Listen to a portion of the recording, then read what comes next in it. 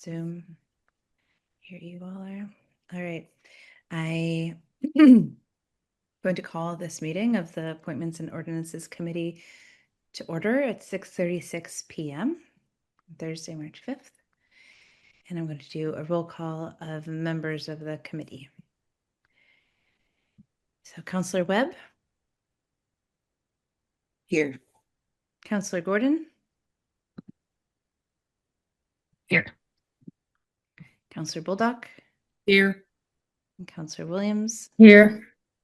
And Councillor Golub is here.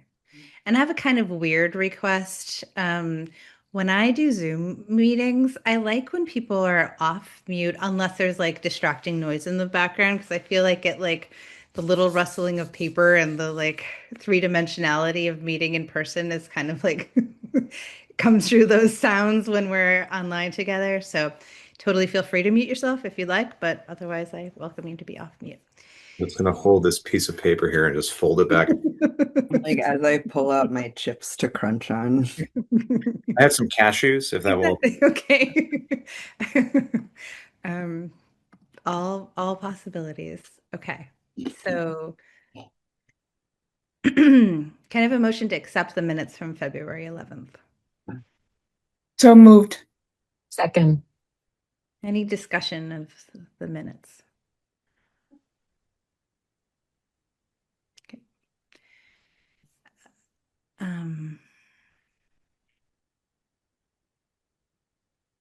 I think we need to take a roll call for everything. So I'm going to do that. We do. Okay. Councillor Webb? Yes. Councillor Gordon? Yes. Councillor Bulldog? Yes. Councillor Williams? Yes. Councillor Golub is yes.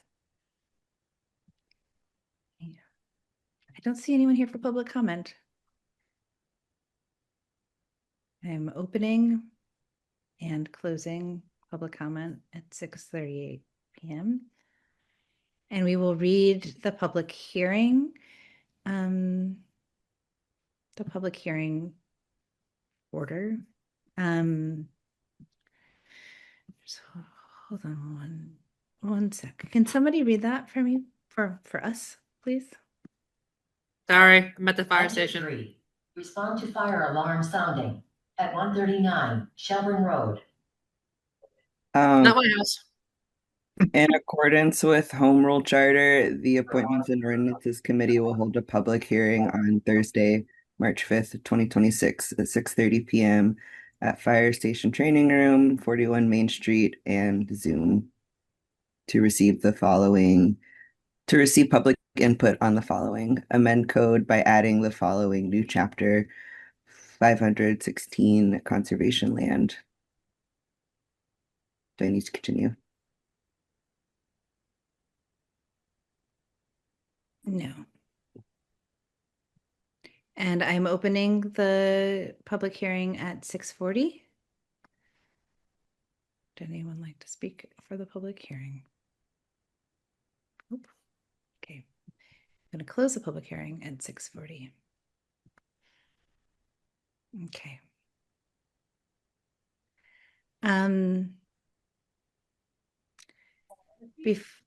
Okay. Would somebody like to read the motion for the conservation land ordinance?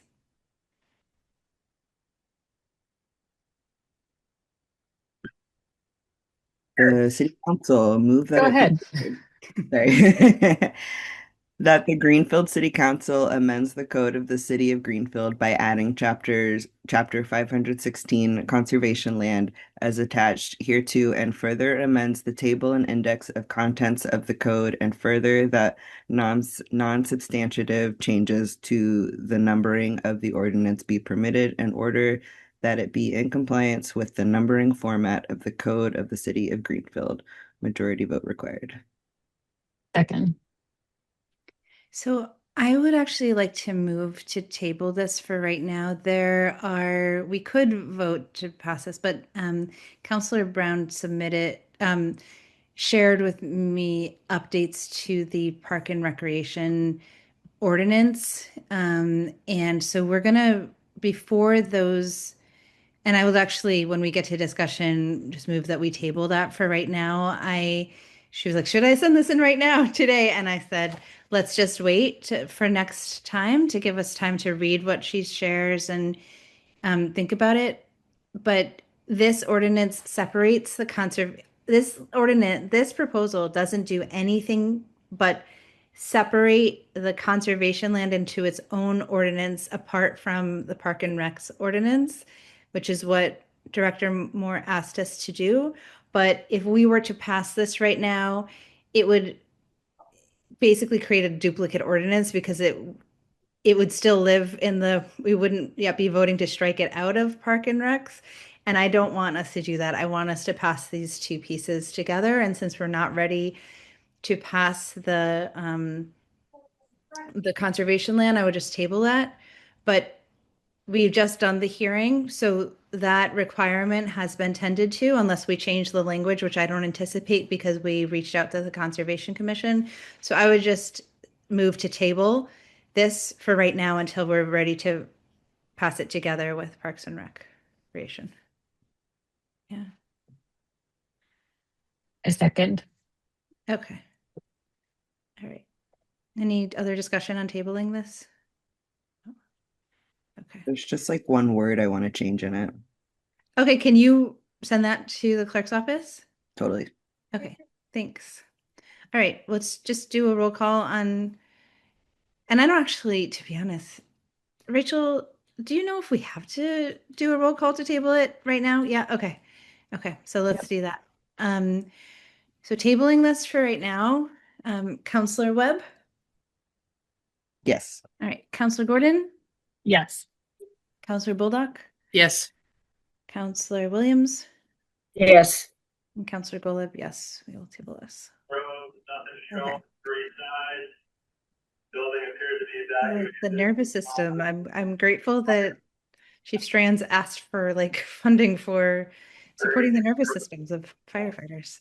I Okay. can mute if it's distracting. No, it's giving me a taste of their lives. It's like a cultural. Wouldn't mind if you muted, to be honest. Yeah. If it Catherine's keeps. not saying she regretted the choice of saying to unmute. No, I'm not regretting it, but also it's true. I don't regret it. But also that's okay because it's other members are finding it distracting. So Councilor Bulldog, if you don't mind muting. Oh, I'll shut up. No, you don't need to shut up. Thank you. Your microphone, not yourself. So when things are under discussion, we have leeway to discuss them in the order. I get to choose which order we discuss these in. So I'd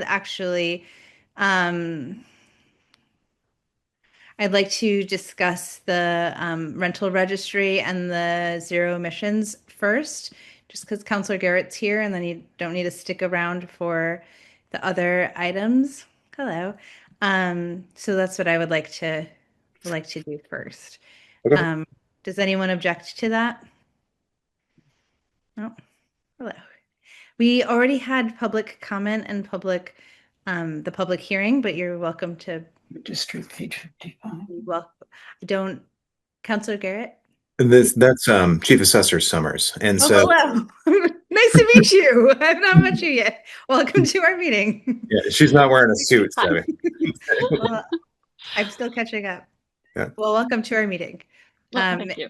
And you can join us. I just said that we got to the discussion part of our meeting, and we can take things out of order because we're discussing them, and we're going to talk about the rental registry. You got here just on time, so that you don't need to stick around for all the other things. So we'll talk about it first.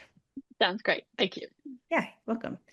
Okay, so this is a time for members to ask questions about the rental registry ordinance. And I just want to say, I shared with Councilor Garrett yesterday that I spent a bunch of time wrapping my mind around it, and we'll have some like surface level edits like of the language, but the content is I guess I'm going first. In my opinion, like the content's really good. And I just had one question. So I'm going to call on myself first, and then we can get discussion from other from other people. Does that work for everyone? Yeah. Okay. So first of all, thank you both and everyone else for your work on this. This is incredibly important. I was just telling my son's dad about it, and he's like, "Wait, did they figure out this? And did they figure and they don't have something like that already?" And like, what about this? And I'm like, "Yeah, this is how they're answering all these questions." And yeah, thought through a lot of things here. So my question was for self-inspection. Um, like I was trying to piece together like if the violations are reported during self-inspection and they're not addressed, then they shall be subject to the fee schedule. And I can see the timing of things if violations show up during a mandatory inspection. And I wasn't sure if those were the same. And I was like, I did a bunch of editing but I couldn't, when I was trying to edit this one, I was like, I'm not sure do they have 60 days? What happens if their checklist says that there's a violation? So you're asking if the landlord themselves reports there's a violation in their inspection, how Yeah. long how long do they have to take care of it? Yeah. Okay. I'm gonna just take a look at the ordinance because it is, Yeah. you guys all, and I apologize, saw it is quite long.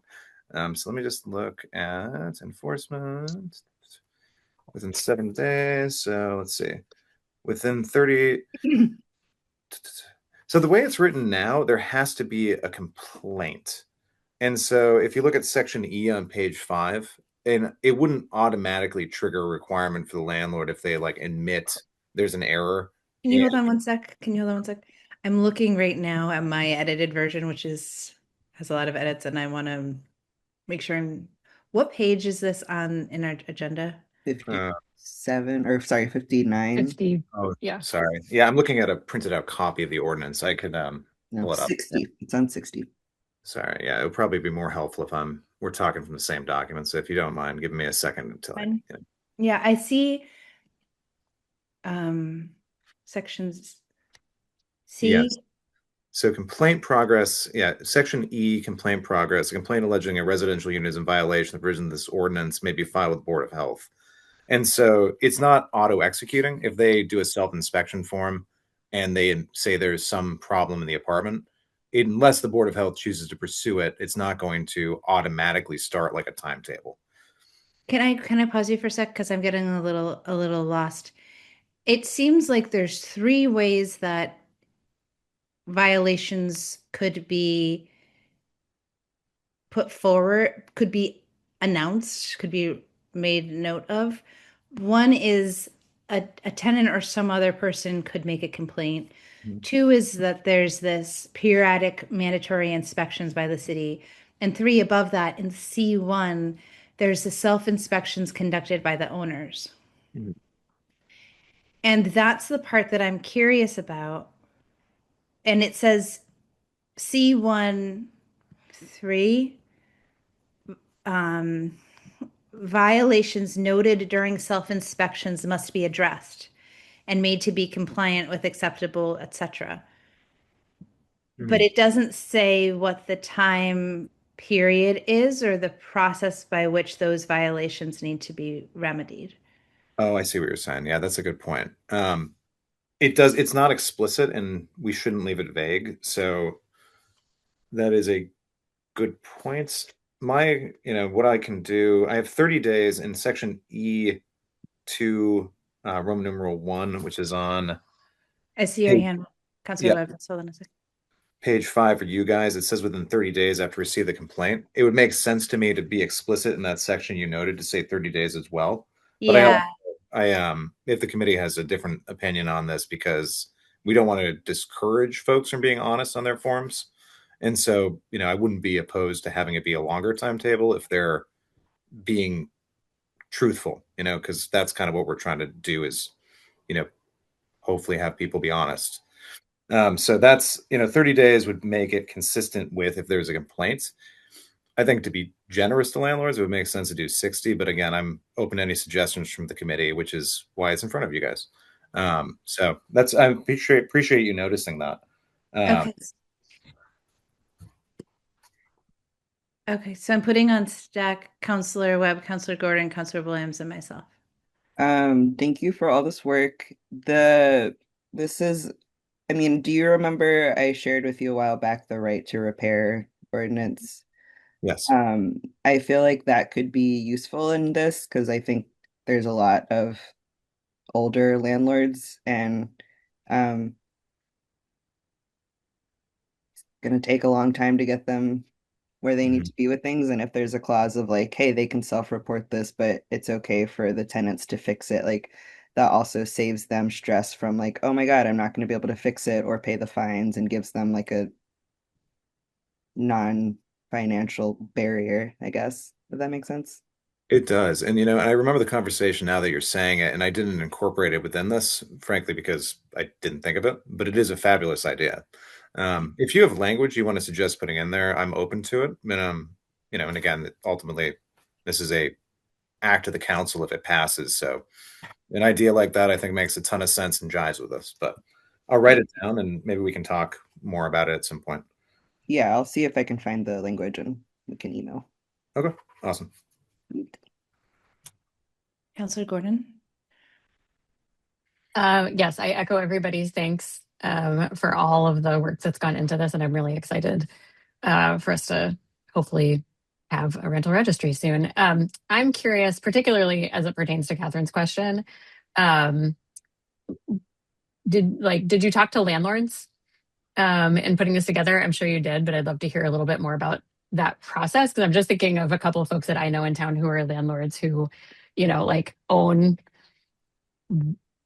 maybe one other building, two other buildings, or apartments that they rent out. They're not the like big landlords who definitely, should have extra cash on hand to take care of all sorts of things. Not that Mhm. anybody has a lot of extra cash on hand these days, but like, I'm trying to imagine what they would say in looking at this ordinance. So I'd love to hear, Sure. some of the conversations you had.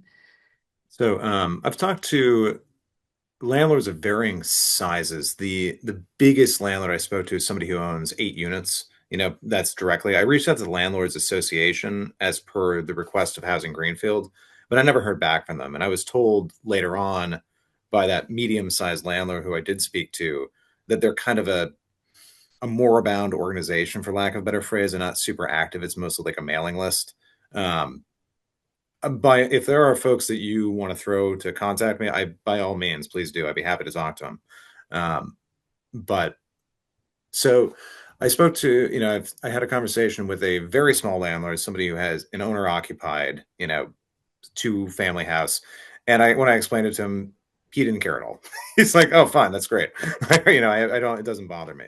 The medium sized landlord, I mentioned this meeting to him and I was hoping he would show up because he had some concerns that were valid. And I thought his voice was really valuable, which actually led me to reach out to Miss Summers in the assessor's department because I learned some things. I learned about some, inspections of common areas that already occur and the assessor's checklist that, not checklist, sorry, the assessor's form that they have to send out as per the state. And so that's something that, the logistics of this, came partially out of that conversation. I've just kind of rewinding on this. This comes out of the work of Sarah Brown and Susan Wergaftig last summer and Amy Kaling. And so this, I just want to make sure I absolutely emphasize how much none of this would happen without them. Like am involved with this because I think it needs to happen. And, listening to people over the time that we've been trying to increase housing and talking about the conditions and some of the things that I've heard from people. Regarding the smaller landlords, there is an exemption on the mandatory inspection cycle if you own, and I got to look at it, sorry. It's changed so many times. At one point it was 6 units and at one point it was 8. So I got to just double check when that is. 6. Uh, 2-1. It's you can see it's C21 and it says to have a total of 6 or more. Okay. Yeah. At one point it was 8. Now it's 6. At one point there was an exemption for owner occupied per, I think it was Michael Thoreau's request. We got rid of that. Again, there's been a number of different iterations of this. And so that was kind of the process, and again, the Housing Greenfield Group requested in particular that we speak to landlords before we put this forward. And I'm sure the gentleman who I spoke to, I won't say his name in public because he's not here, but we'll be reaching out with some comments. He had deep concerns basically because he was describing being at like the night before he was at a tenant's place helping them with a busted boiler. And he was concerned about basically, building code being triggered if an inspection happens, that would result in tens of thousands of dollars. And it's valid, it's not something to take lightly. And that is, and this isn't something to do lightly. So, if there is anything we missed, I am absolutely open to making sure that we do the least amount of administrative burden, frankly, to folks who don't have a lot, compared to those that are abusing the system and the people who live in the apartments. And so I hope that answers your question. Yeah, no, that's helpful. And I wonder if the person that you spoke with is one of the people I'm thinking of, but I'll reach out with the name. It very well might be. Yeah, Yeah. you text me and I can confirm it. But Great. he's a great dude. Honestly, we had a great conversation. Like I came at him like, "Oh, you're wonderful," involved. Yeah, I mean, there are a lot of small landlords who are just trying really hard. They're not making lots of bucks, and they're going to people's houses late at night on weeknights when they usually have another full-time job, to fix boilers and stuff. So I am sympathetic to that perspective. Thanks. Yeah, this guy's got 3 kids and busy life, but this is his retirement, basically. That's what he's doing. Yeah. So the stack, I'm going to put Assessor Summers first, and then then there's Counselor Williams, myself, and Counselor Bullock. I just wanted to address some issues that had come up when we were talking about this with my staff and all of that kind of thing. One of the things that was brought up is that the income and expense reports that we send out to landlords are often ignored. And one of the reasons why we thought that the health department might have more resources to handle that process administratively. So my concerns are more administrative, like how is this going to get done? And who's going to stuff the envelopes? Who's going to print out the papers? Process the paperwork, process the applications, all of those things. And I do think that we kind of have a lot going on in our department. And as said, we have a low enough response rate with the forms that we're sending out. Anything that comes from the assessor's department may not be answered, as well as something coming from the health department. So I thought I'd bring that up. And then just I'd like, more thought and more thought and process to what the process will be. And as said, who's going to process the applications, who's going to be mailing stuff, all of that kind of thing. So that's just, those were my concerns. I do think that this is a very, very useful thing. It's something that we do need for lots of different reasons. And so my office is certainly willing to help as much as we can. I'm not sure how much we can really do with the limited budget that we have. And that's another reason why I think the health department may have more resources than we do. So I wanted to kind of throw that out there and just bring those concerns up so that we can find a way and address them and consider the administrative burden as well. I'm gonna, Counselor Garrett, is it okay if I go to the other counselors who haven't spoken yet?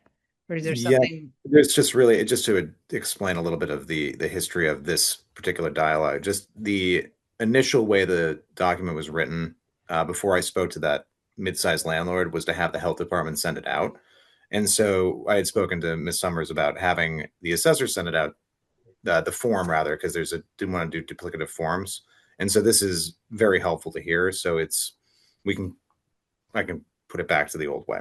So in any case, the assessor's office sending out the health department's form was initially something we had discussed because we thought it made administrative sense. But I really just wanted to say I appreciate Ms. Summers kind of giving that information. So I'm just going to make a note. Okay, great. Councillor Williams? Yes, first of all, thank you very much for doing this work. I know a huge amount of work went into this, and I'm glad to see it. I'm also very glad to see that there will be an ordinance to hold bad landlords accountable. Any one of us who've done door-to-door work in this city understand that there's a intolerable amount of code violations. Just walking down Davis Street, it's amazing going door to door. Last time I went, I was appalled. Anyway, so I'm glad this is going to be in place. One question I have is under complaints, if a tenant has a complaint, is there any language in here, or is it covered by the very first thing under provisions regarding tenant harassment by landlords? Does those state statutes protect the tenant against intimidation if a complaint is filed? Yes. Okay, thank you. That's what I wanted to know. Okay. Just hold on. Councillor Gordon, is there something that I heard yours had? You heard my face. Uh-huh. I mean, I actually wrote a letter to the editor of the Boston Globe a couple months ago on exactly this issue because they printed a good story about the state laws that protect tenants from harassment or retaliation by landlords. But the problem is in a landlord's market where there's not enough housing, there are still forms that retaliation can take. So I think, we're doing as much as we can if we include that in this ordinance. Like, I don't think we can protect them more than by state law, but it's always a risk, unfortunately, for tenants. Mm-hmm. Okay. Yeah. Two questions. One, I heard you say checklist, and then I heard you say not checklist form, but this talks about the self-inspection. They will get a checklist. So I'm not sure if the form that you said was different than that checklist. Mm-hmm. And I have a couple more than that. Yeah. I misspoke about the assessor's form. It's a state required form. It's not a checklist. The proposed health department generated form, I refer to it as a checklist because it effectively would be, do you meet the health code requirements? Okay. Okay. And those code requirements will be for the current code of the building, correct? And I imagine that I know the answer to this, but my landlord would want me to ask. I live in a building with 12 units, and which I believe would pass, actually, and my landlord's great and charges half the rent of a lot of other people. But because if it was like condoized, if there were single units, it's an old building, it's the old poor farm. There would be a lot of fire safety changes that would need to be made if we made this into a condo, for example. But they're grandfathered in, so the checklist would not, like, he would not be made to bring it up to. I'm wondering, yeah, would he be made to bring it up? I wonder what the checklist looks like, really. That's my question. Like, what is on this checklist?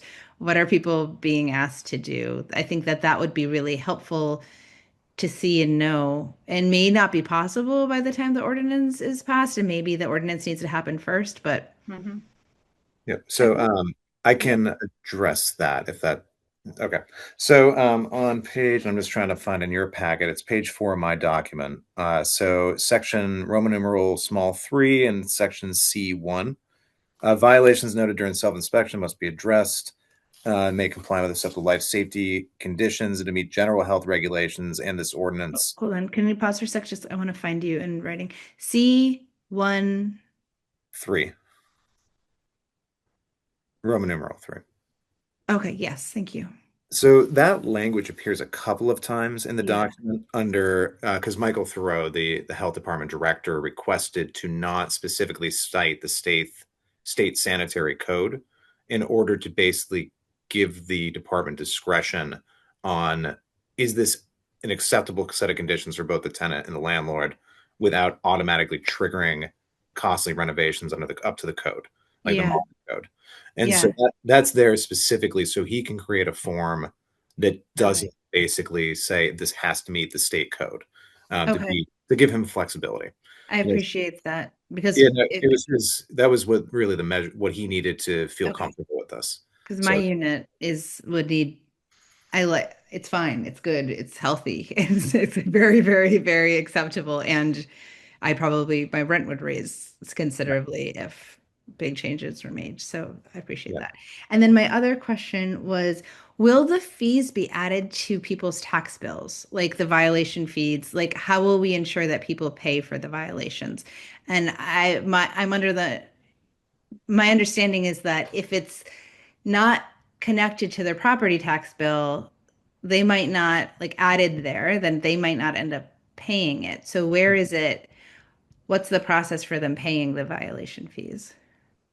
that's a good question. I assume it would work like any other violation under city law, that the ticket would have to be issued essentially, saying how much is owed. And effectively, if they don't pay it, the ultimate recourse would be to take them to court. Okay. That's really, Okay. that's the last resort. I, Uh, I would like it to be added to their property tax bill because for example, there's fines that people get for not cleaning their sidewalk, for example, that never end up getting paid, and the cost of going to court is expensive. is very expensive, and that's what I would propose if at all possible. And so I'm going to ask um, Assessor Summers and then Counselor Gordon will be, and then no, I take that back. Assessor Summers, Counselor Bulldog, and Counselor Gordon.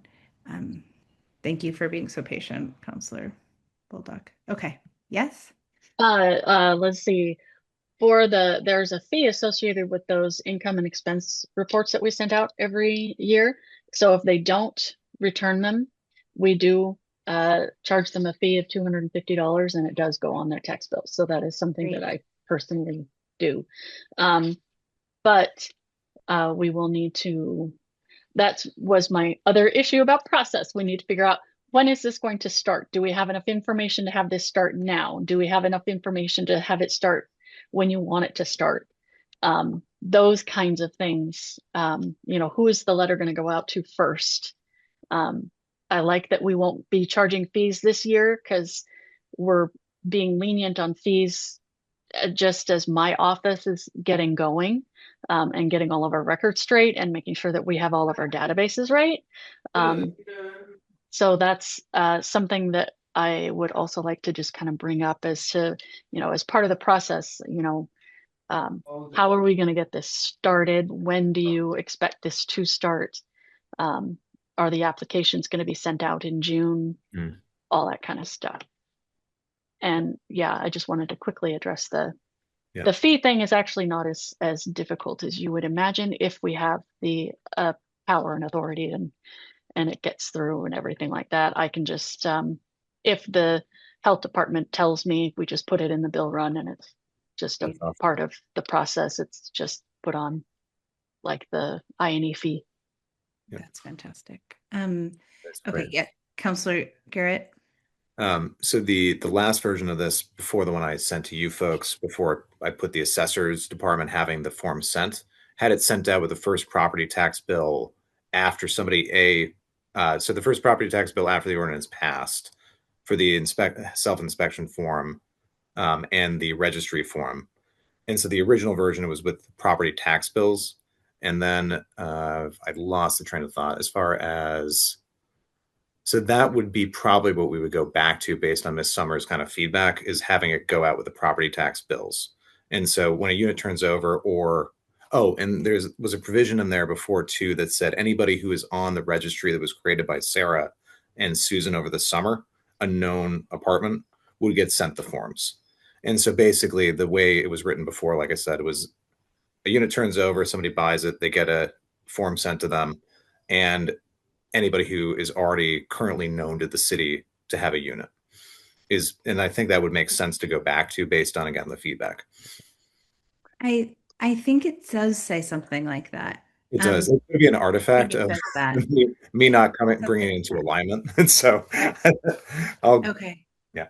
I need to pause for 1 sec. My son's making a lot of noise in the background. I don't know if you all can hear him, but I'm gonna just call you can't hear Kai. Hold on 1 sec. I can. I need 30 seconds, and then Counselor Bolduc, you will finally have a chance to speak. 1 sec. Thanks for the great questions, guys. And Thanks for the sorry. great work. Yes, I really do appreciate all the work. So we would get a file from the health department saying who is in violation, and then we just add that to the bill run. Okay. I'm Cool. really glad. I'm so glad Counselor Golub asked that question. I had no idea that was even possible, but that's a great, very efficient way of doing this. Great. I'm happy to hear that. Counselor Bolduc, thank you for your patience. I'm just trying to keep No, the it's main okay. things together. So thank you. You kind of answered. You asked one of the questions I wanted to ask anyway. It was about obviously the historical commission would have any interest in restoration to the exterior of the building, but the interior is not really our call. So things like your unit and my unit are in very similar situations, and I would hate to see the landlord get charged a bunch of fees. But to that end, is it possible to have say there's a violation and the tenant, I don't want the fees to be passed on to the tenant in the form of higher rent, but based on the property taxes. There's a lot of conversations happening about who pays property taxes in the city and whether or not renters have that ability. And we pay those property taxes as part of our rent. And so if there's additional fees, what's to stop the landlord from just tacking that on and raising the rent and still not fixing the issue? So, two parts of that. Unfortunately, the landlord is going to pass on at least part of these, especially like the fee costs. They're going to be passed on to tenants. That's how they always do it. So $15 a year for the inspection or the 75 for the mandatory. One hopes that some landlords will just eat the cost as part of the same way they would a repair to the units. But landlords are in the business of making money. I don't anticipate them not continuing to do so. So I think unfortunately that's the case. The second part, as far as the fees, so say there's an atrocious violation, they, I don't know, just to pick an example, they go into that. I really heard they go into the person's apartment and they open up their refrigerator and eat their food with no shirt on their couch. And then when asked to leave, they say no, and then proceed to go get another ice cream, for example. That fine would be a significant enough, one would assume, that if the rent increased by that amount, it could be considered retaliation, which would be prohibited under state law. Okay. And so that's my, and again, as Counselor Gordon said earlier, unfortunately, people in a tight market are going to abuse the people that are under their, care, for lack of a better phrase, under their responsibility. And so it's a great question. And if you have any ideas about, I'm not trying to put you on the spot. Would it be possible to notify the tenant and the landlord separately so that the tenant could have some kind of forecasting, like, oh, my landlord incurred a $250 fee. I should look for that in case they increase my rent. Something like that. It just gives them the ability to be aware that these things are happening. Yeah, let me, I'm just going to take a look at the complaints section and see if there's any language about who's notified. Complaint must contain, because the assumption with this is that the most complaints would be coming from tenants. So I didn't really think about the idea that they wouldn't know if the results of the process, but that's a good point. So an operator service shall be made. Yeah, I'll make a note about notifying the complainant.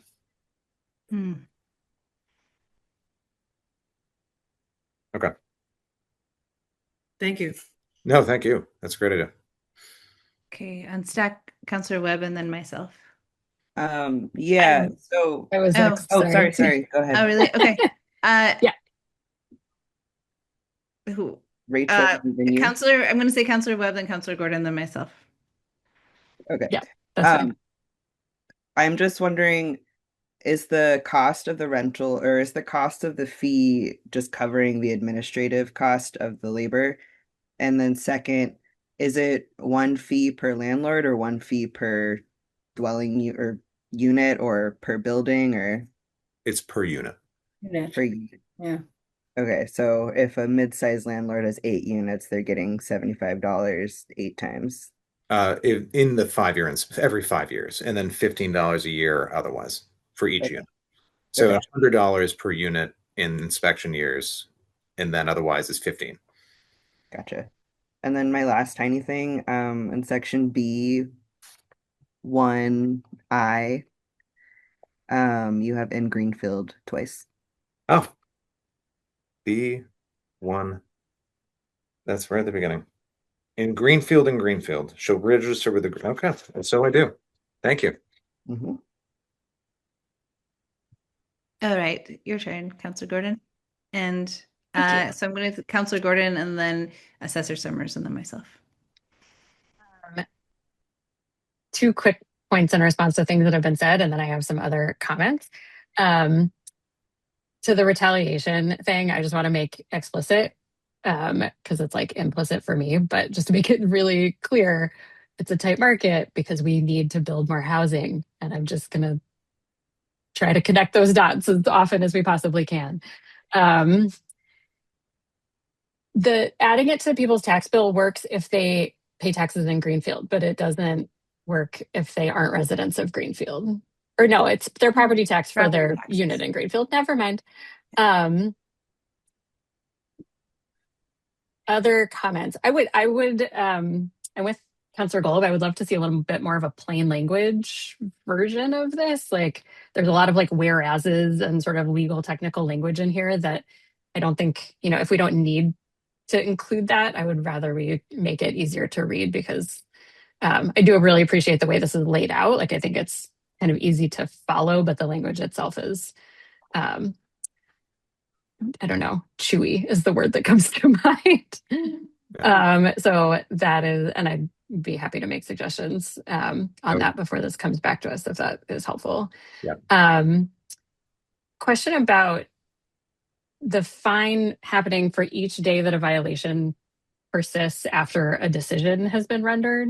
Right. I like that because it does make the fine more of a meaningful consequence. Like if it's just $100, like a lot of landlords aren't going to care. But if it's $100 a day until you fix the thing, that makes it more relevant. And maybe this is like overthinking it, but I'm wondering, like there are some repairs that will take longer than others and be dependent on supply chains and such things. That landlords don't necessarily have control over. And I'm wondering if there's flexibility in that. Like if a decision comes down on Monday and the landlord starts fixing it on Wednesday, but has to wait on a part that's going to come 10 days later. Like I'm not sure I actually think that the landlord should have to pay the fine for every day of that. It's like probably a case by case basis thing. And like I say, it might be too in the weeds, but I'm just that's a thing I'm thinking of that I would love for us to think about. Also, in the tenant harassment thing, being in the language, it says it would be considered a breach of this ordinance, and I'm wondering, and I'm actually like curious other people's opinions on this, if we think that's clear enough, or if we need to be explicit that that means that they're subject to the fines. Like being in breach of the ordinance means you have to pay these fines. And my last question, which is actually a question, is why would Community and Economic Development keep a copy of the complaints? That's the only place I saw them mentioned in this ordinance. And I think it said the Board of Health and the Office of Community and Economic Development would have a record of complaints. And I was not sure why they'd be involved. The intention was to have the Community Economic Development Department have access to the database of units. Could you tell me where you see that language? Maybe. Okay. It is and I'm also working on an ordinance right now, a draft that will be long. So I very much sympathize with how hard it is to make these shorter, but it might take me a minute to go back and find it. Yeah, and actually, there's a spot. So it's in E under complaint process. It's E2. Okay. At the bottom of that paragraph, it says the health department and community and economic development departments shall keep records of all complaints received and determinations made. Yeah. And I just noticed in the spot where I thought they were supposed to be, they're not. So I will make that edit. They're supposed to be under section let's see, B2(3). And so I'm going to add them in there because they're supposed to have access to the database. I must have transposed it. So thank you for that. Thank you. Okay. Okay. Well, You had two other things you said, and I'm trying to remember them. Let me go back to the notes that I made. You the whole committee about the tenant harassment piece. Right, just making it really explicit that being in breach of the ordinance means you have to pay the fine. Maybe that's obvious, but I just always like to make things as clear as humanly possible. And then the other thing was about, any flexibility in the fines per day. Right. If someone has started a repair and then is like waiting on something or. Right. Yeah. I wrote actually down that that's something I'm going to change. So I think that's a really good idea. Cool. I think giving as much grace for people trying to do the right thing as possible is wise. Right. I just want them to have like at least a way to ask for flexibility. Like if they can prove, I would want them to not have flexibility forever. Right. But like may request have some opportunity to. Yeah. For grace. Yeah. Thanks. And in ability to request flexibility. Great. These, again, truly appreciate all the help here, guys. Catherine, you're muted. Hello. Assessor Summers, you're next on stack. Is there anyone else who wants to be on stack right now that I don't have? Okay. I just had one other quick thing. I just wanted to another make you aware kind of a thing. We do have a lot of landlords that own multiple duplexes. So they're just 2 units. And they just own a lot of them. So I wanted to make you aware of that, and then also so that you can consider that when you're making this kind of thing. So often those duplexes, they are owned by the same individual, multiple LLCs, all that, who are doing multiple LLCs and all that kind of stuff. It's one of the reasons why the database is so important. And we would be really interested in sharing that database and all that kind of stuff. But that's another, just from a data and process standpoint, I just want to make sure that that doesn't get lost in that. We have a lot of people who are owning they own two duplexes, they own a duplex, but they have multiples. They have like 20 properties and they're all duplexes. So I just wanted to throw that out there. Mm-hmm. That's the LLC component. I did not think of, like, the idea that somebody could hide themselves behind an LLC is something that's like a slap in the face obvious now that you mention it. And so that's something I also think is worth thinking about too. That is one of the major jobs of my assistant assessors, trying to chase down LLCs and trying to find correct addresses to send those notices out to. So if we have any help in cleaning up that database, that would be great. Okay, LLC owners made explicit. I want that to happen because I don't want people hiding. Regarding people that own multiple duplexes, it's just a strict number of units you own, period. So if you own 6 duplexes, you would hit that threshold of 6 units to be subject to the mandatory inspection cycle. But we have to be able to prove it's the same person.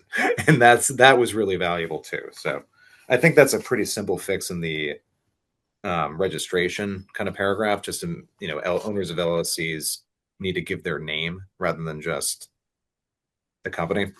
But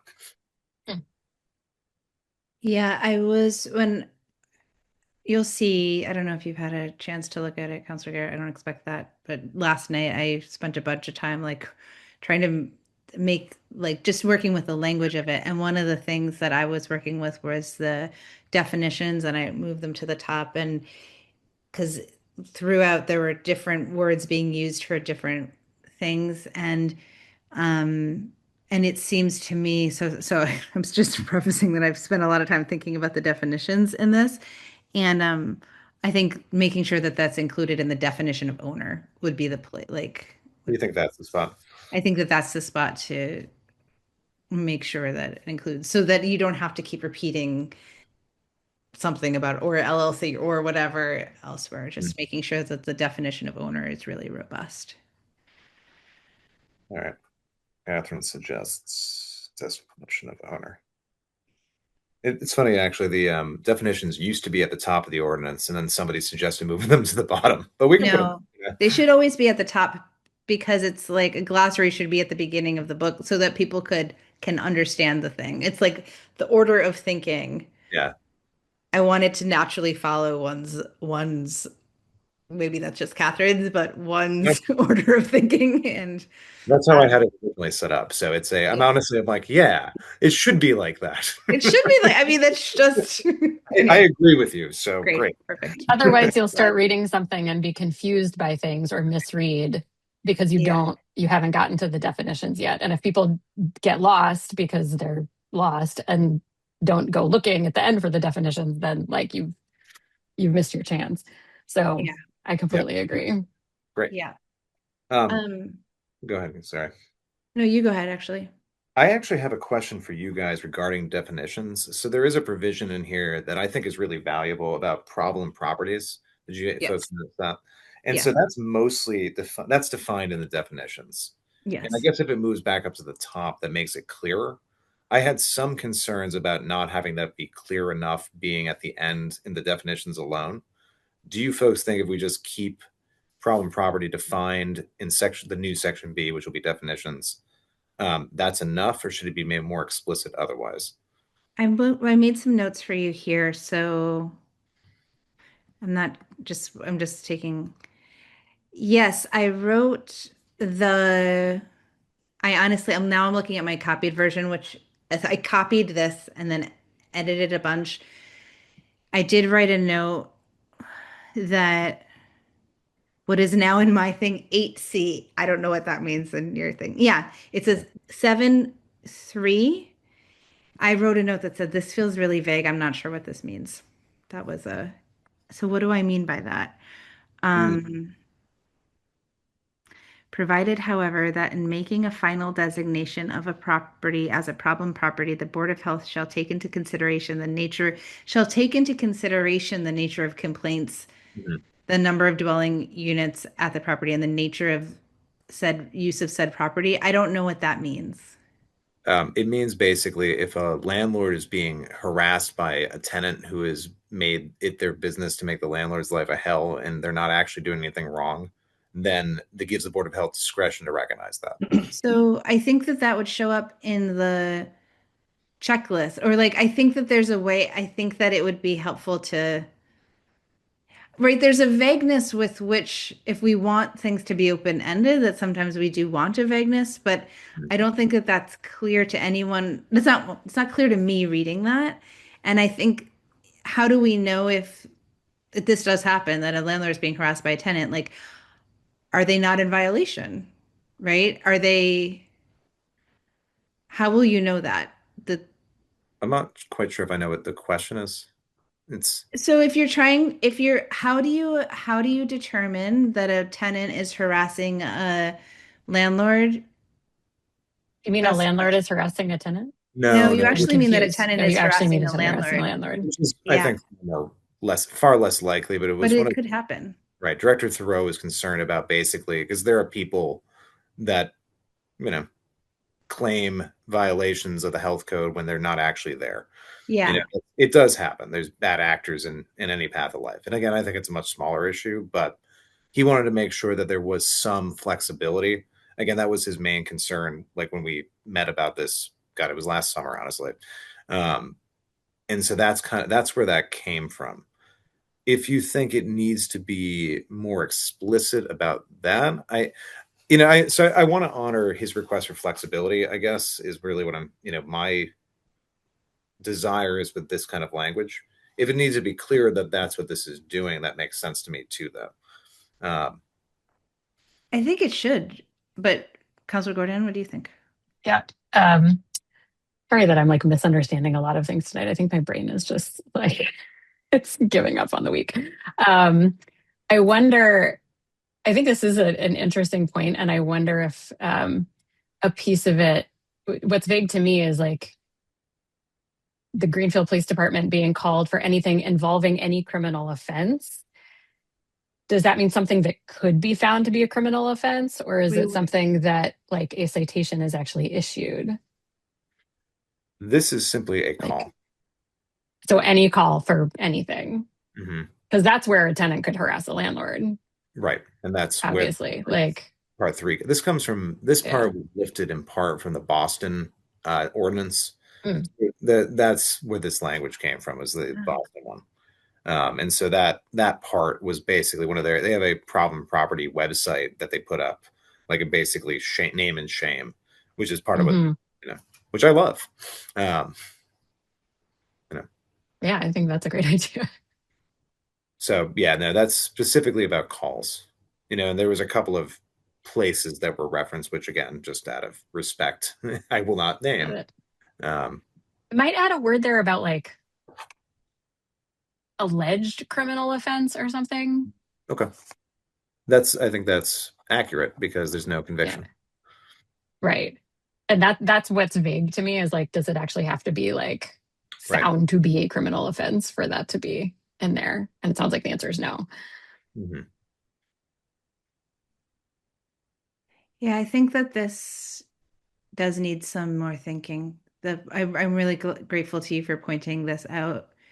I mean, because it is a shaming thing, and if there isn't actually a problem, I mean, I think this whole ordinance, I'm thinking out loud right now, but the whole ordinance is about whether they're in violation with health stuff. And if they're not in violation, then why would they be written down as a problem property? So this isn't just like this problem property piece is not just about the health code, right? Like it's the quality of life in the neighborhood, basically.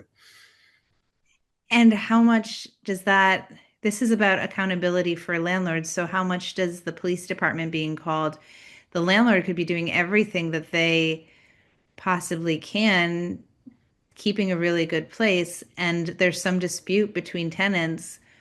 Why would the landlord be listed for a dispute between tenants? That's partially where that 7.3 comes in, right? The Board of Health could say, like, okay, this isn't the landlord's fault. This is the tenants having disputes between each other. That's nothing to do with them. Why wouldn't we just keep it? I'm going to say this and then I'll give it to you, Councilor Gordon. Why wouldn't we just keep it to number 2? We could. Councilor Gordon? Yeah, that also brings up for me that it's unclear here if the property would have to meet all 3 of these criteria, because there's no and or anywhere in here. Sure. And that would help clarify. But yeah, I share your concern, Councilor Golub. I'm not sure what the right answer is, but the intention is any of the following criteria, but that should be made more explicit if we keep all these sections. Which, again, if the wisdom of the committee says we shouldn't, I'm open to that too. Councilor Webb, just so you know, Councilor Garrett had asked what we thought about the definition of problem property, and we're thinking about that together. There's no support in this. I mean, I'm thinking totally off the cuff. I'm not wedded to this opinion at all. Like, I could totally hear something that would back it up. If this is to hold landlords accountable for health stuff, and there's no support in this ordinance for if there's a dispute between tenants that gets the cops, that they're calling the cops on each other, why would we have I don't see the aim of having the piece about the police here. I don't understand the aim. One of the things that was mentioned is like people squatting in a place and making a meth lab, and then that going on for months and months and months, where people, it's a known spot where people are, again, I'm keep going on the examples of drugs, but those are the examples that came up in the conversation last year. And so that was kind of the thinking behind it. If there's a place where the landlord is so negligent that they allow people to do criminal activity in a unit, that can really mess with the neighbors. And there are definitely examples of that in the city. So as we're talking about this, I'm remembering a little bit Okay. more. And so I think that's where the landlord responsibility piece comes in. Although the point and your points about, not punishing them for the actions of tenants makes a ton of sense as well. Councillor Gordon? Yeah, I think another piece of it is that unfortunately, because we live in a system where the police are sort of the default when people have problems and they end up answering, we don't have good alternatives to policing and other people that can answer, calls about problems. People often call the police for things that maybe they should call the Board of Health for. And I think that that's a challenge of this too, that like I would like to take the police out of it as well. But I think that would be another reason to consider keeping them in some form. Mhm. Okay. I'm and those are not things that people would necessarily make complaint. They wouldn't complain about their own use of the space to the Board of Health. And I'm just thinking of myself moving here as a single mom with a 4-year-old. Like for my sake, like I would have wanted to know these things Mhm. as a tenant. I I think just thinking this through about number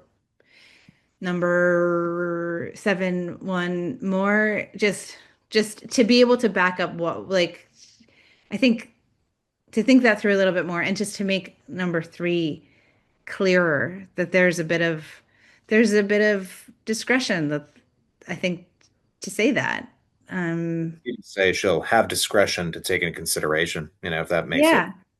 Yeah. makes it more clear. Yeah. Something like that.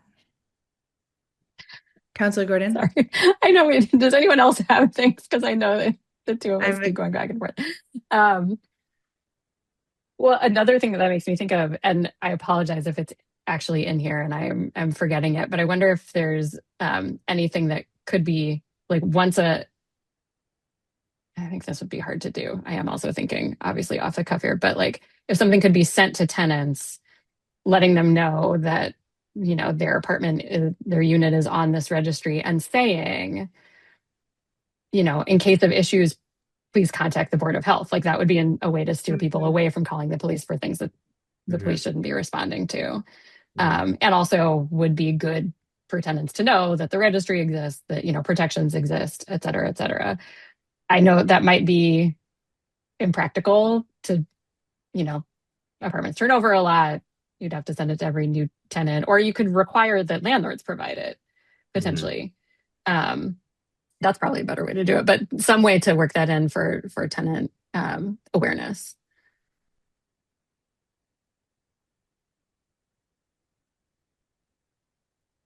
Yeah, there is not something about notifying the tenants in here about it being a problem property.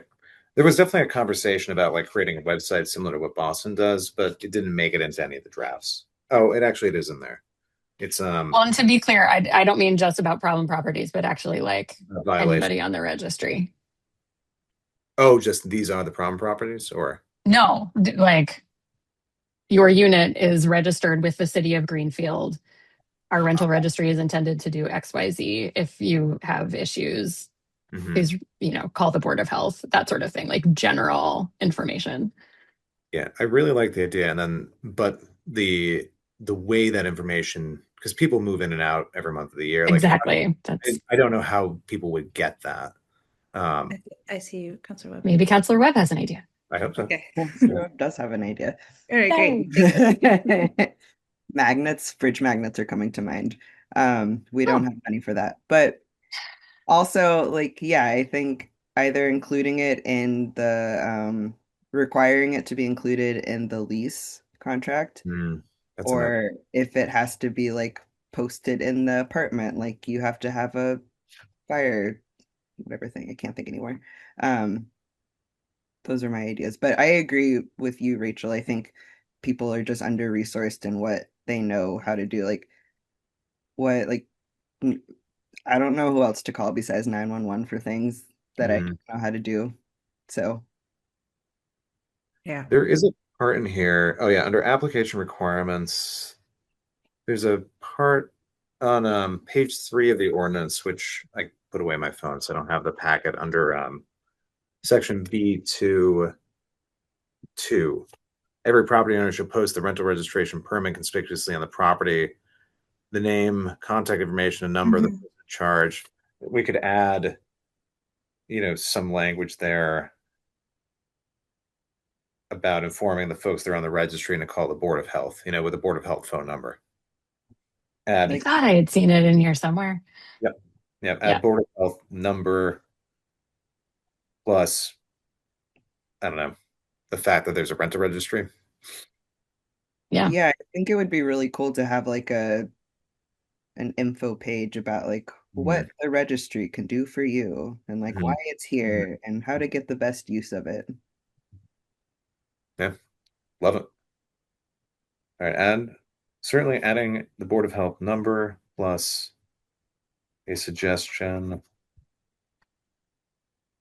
to contact Board of Health. Okay, that's helpful too. Sorry, I need to climb under my desk for a minute and figure out why my computer says it's not plugged in. So I'm going to go off camera, but I'm still here.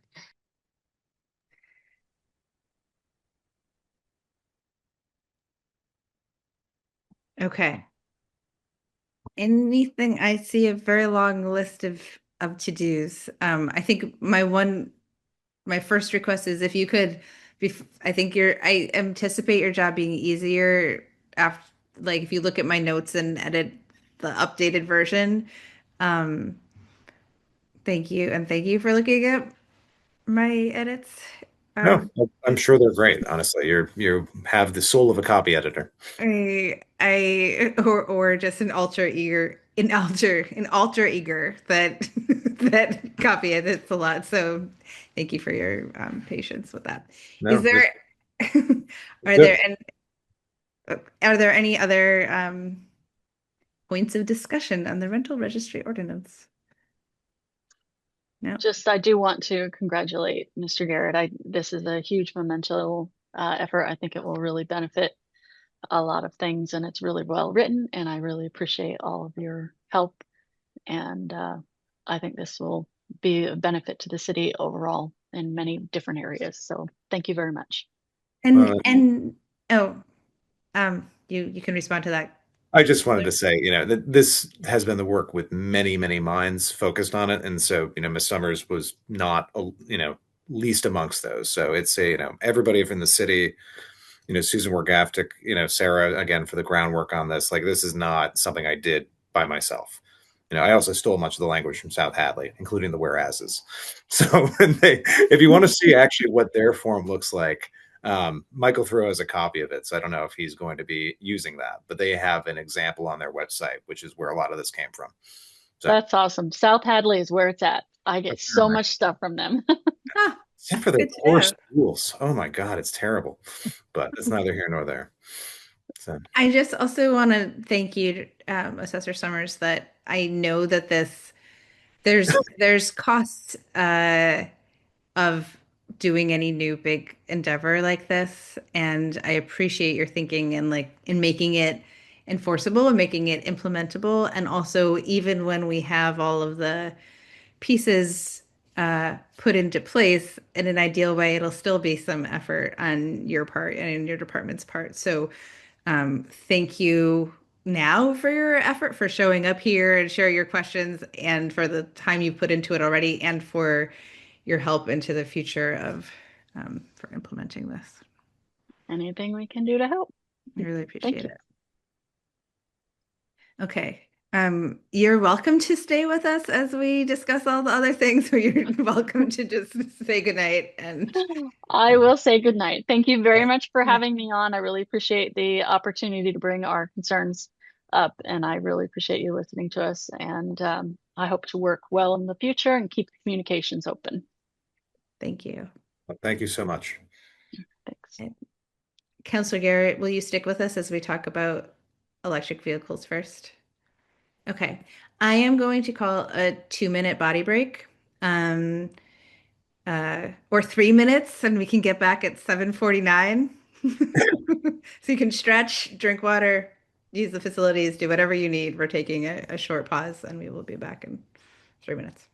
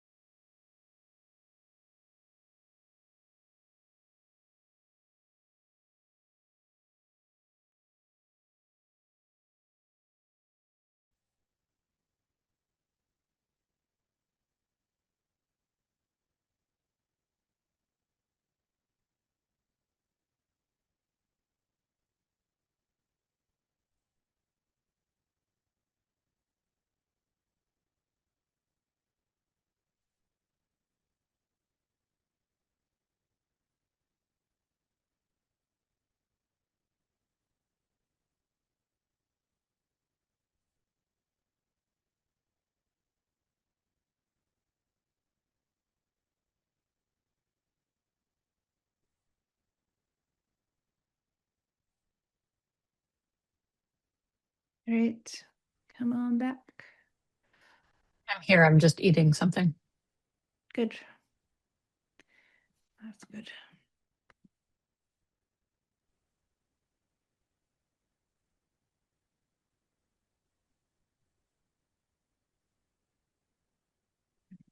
I know Councilor Garrett knows some things about this ordinance, so I've asked him to be with us while we talk about it. Are you around, Councilor Garrett? Let's just wait a minute more.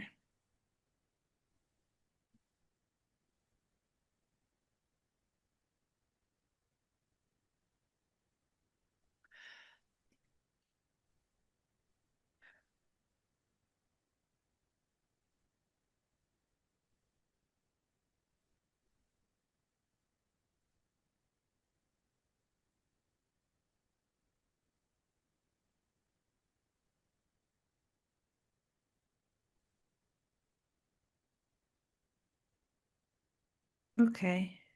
Well, hopefully Councilor Garrett will come back very soon.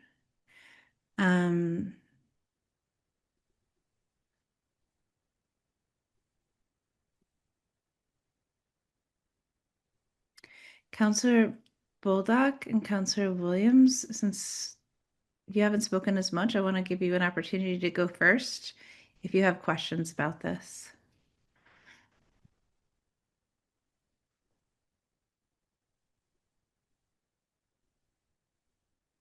And if you don't, that's totally fine. And if you want us to not, wait, I see you shaking your head, but I couldn't hear what you said, Counselor Williams. I don't have any questions. Any questions? Okay. Counselor Bulldog? No questions? Okay. It's been pretty quiet at the fire station. I might actually stay off of mute. Okay. Sure. That's nice. You're gonna jinx yourself, Sarah. Listen, it's raining. There can't be that many fires. I would love that to be true. I know it doesn't work like that, but stove, listen, we're being optimistic. Okay. Mm, Don't know yes. enough about fire to. um, Counselor Webb, just because I've been talking, I'm gonna ask if you have any questions because I have a bunch of questions and don't want to hog the Yeah, space. I have a question about the enforcement of this. What's the process, I guess, because Carol is a department of one, and also it seems like every department head needs to get their vehicle purchases and transfers around the city approved by her, or it should, or she should get an assistant. I'm just gonna say I want to preface the question to let's Counselor Garrett, you're welcome to be with us, and then thank you for being with us in this conversation. Not having the expectation that you know all the answers, just here in case you happen to know the answers. And if you also it's like it's not written in here. I have the same question. Oh, I have another thought actually. I'm wondering, hold on one second. I'm wondering, these Counselor Wondolowski is putting this forward, and I'm wondering if somebody would like to take notes into an email for her or what the best way to communicate these questions are, because these are not just to Tammy. Does anyone like Rachel taking notes? Do you have she could also watch this, but I'd like to make this as easy as possible for her. And people might also have suggestions about enforcement or other thoughts just before we go further. Any ideas about how we communicate this to Counselor Wondolowski? Counselor Garrett, I saw your mouth open. Yeah, so just regarding Director Collins is definitely somebody who I think will need to, kind of do what Ms. Summers did and be at one of these meetings about this, just to answer those kind of questions before this goes to public hearing, in my opinion. I know that Councilman Olaski and I have spoken to the mayor about this ordinance before, and one of the concerns is the capital budget basically process Director Collins is heavily involved in. And so the mayor basically said at one point, that she needs to focus on that for now. And she's, as a department of one, is pretty taxed. So she hasn't been able to give this focus. But I know Councilor Wondolowski wants to basically put the ball on the field to make sure it moves forward. And so I think that's just important context for this. And I know Director Collins has not been available recently, and I don't want to speak further to that. But I think that's just an important thing to note, just regarding Councillor Webb's question. Just also the other pieces, there's definitely been some sort of failure process with the school department over the years that I've been on council where they've purchased vehicles and they haven't gone through Director Collins. So that's a question that definitely needs to be addressed. But beyond that, I did not write this. So that's kind of the insight I can offer is basically that piece of it. Yeah, I guess. Sorry, what came to mind, like, because we know Director Collins is not going to get an assistant in this economy. If there could be, I don't know who would do it, some sort of like strategic vehicle plan for the city that kind of like houses all of like, it's like it could inventory the city's vehicles by department. I think she has created that. Okay. Okay, cool. I wish we could body double her, Yeah. but this is all great otherwise. Yeah. Oh, sorry, one more thing. Sorry. Getting this passed, we're trying to get it passed so we can get the climate community designation or whatever.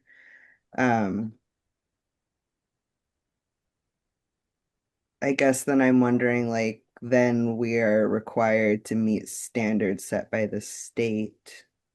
And if we're having trouble with enforcement, like with the school department buying vehicles that don't match this, like, how does that work then? If we violate the vehicle policy, then we can lose that designation. Right. No, I assume this only applies to like the assessors going out in a city-owned van and not necessarily like the DPW vehicles. So it doesn't apply across the board to all city vehicles. Yeah, fire, police, and DPW are exempt, if I remember correctly, the work vehicles. I will have a question about that in a sec. But again, sorry to not be more informed. How dare you? See, we could partner this. Like, I believe several sections of the city are Stack. they're ecological justice zones, I think, and we can combine this with the ability to get electric plugins in those areas of town.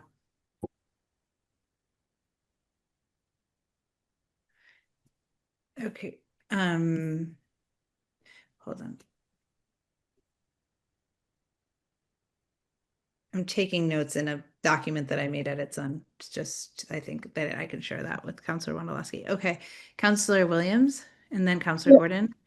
So question, if in fact the school committee has had a past practice of individually buying vehicles and not going through a process, is there anything in here that says they have to go through this process, that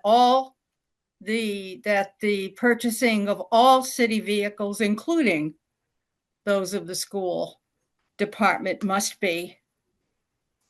go through this process? Can that be mandated? The way Laura wrote it, it says it applies to all divisions and departments of the city of Greenfield. Okay. So that sounds like that would cover them, but I think they've also been covered by the existing policy, and there have been issues nonetheless. Well, it's a good time with a new chair and a new superintendent to shift that practice. Right. It should be made explicit to them by someone. Mm.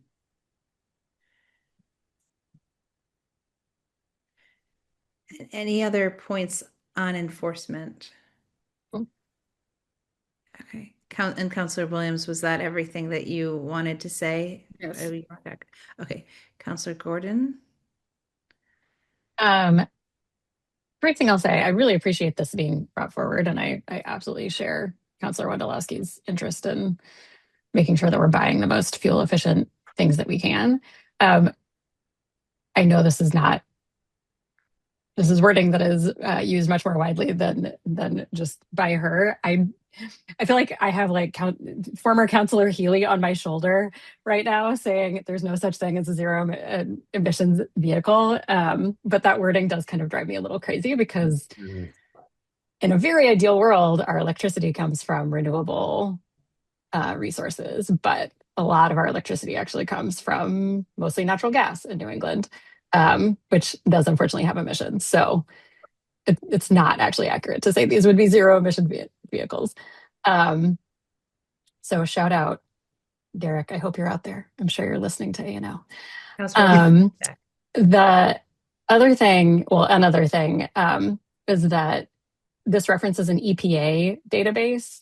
I would be very hesitant right now to make any decisions based on anything that is provided by the current administration's EPA. And I wonder if that's the best place, if it's the only place, or if the state of Massachusetts has a database on vehicle fuel efficiency that might be more reliable.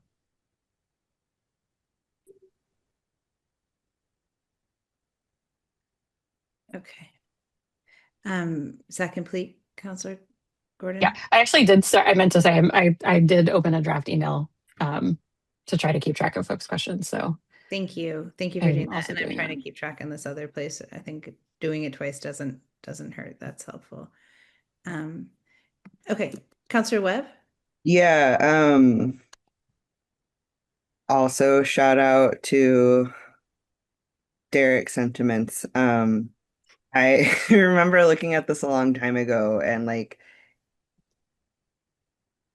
I I think I know like we want to get this passed because it opens the door up for grants and grant funding, but at the same time, like Greenfield doesn't have a population that can afford all electric vehicles. So like us getting grant money to get um electric chargers isn't really helping our community. And if we're trying to get these grants from state or whatever that could be cut based on like what Rachel just said, like that is another consideration. And um yeah, and then just the fact that like I don't know, my own rub, like electric vehicles still take resources that are harming the environment. Like it's not it's it is what it is. Anyways, no purity under capitalism, yada yada yada.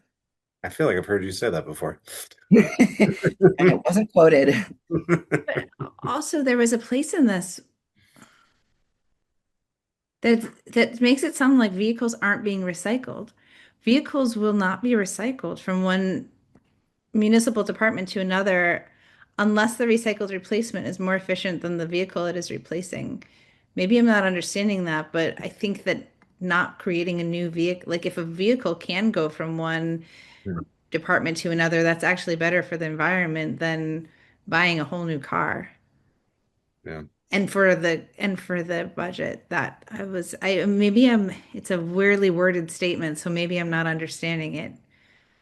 I think they're trying to say that if they can't afford to get a new electric, if the electric vehicle currently in possession of the city is better than the vehicle that they're replacing, then they should substitute that as a priority rather than buy another gas-powered vehicle, is what I think it's getting at.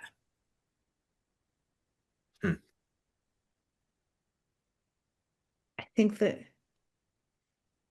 I feel I feel confused about the sentence. I really struggle with auditory processing, and so I'm not sure what you just. Can you say that again? I think what it's doing is basically saying if you need a new vehicle, you have to use the electric vehicle if it's better than buying a new gas-powered vehicle first, and then that department would get another new electric vehicle rather than have a whole department substitute and buy another gas-powered vehicle. Mm-hmm. Okay, I bet everyone else understands. I've had the same conversation with Counselor Brown, so I think it's just the language is confusing and could just be written differently. Okay. Like I agree with Counselor Bolduc, and it's also confusing. Okay. Yeah. It took me like 2 reads. Okay, Counselor Williams. Yeah, so let me just note a general concern. Whereas I think in a more perfect world, this would be Ducky. You can quote me. This is not a perfect world, and we're broke. So my concern would be language in here that says if affordable or something like that. There's language that gets used in other ordinances that talks about, if it is not cost prohibitive or if it is fundable, or I haven't got the words for it, but you know what I'm saying. If we can afford it, this is what we should do. Now, I understand we could argue, affordability versus, we have to keep the planet going. And I understand that one too.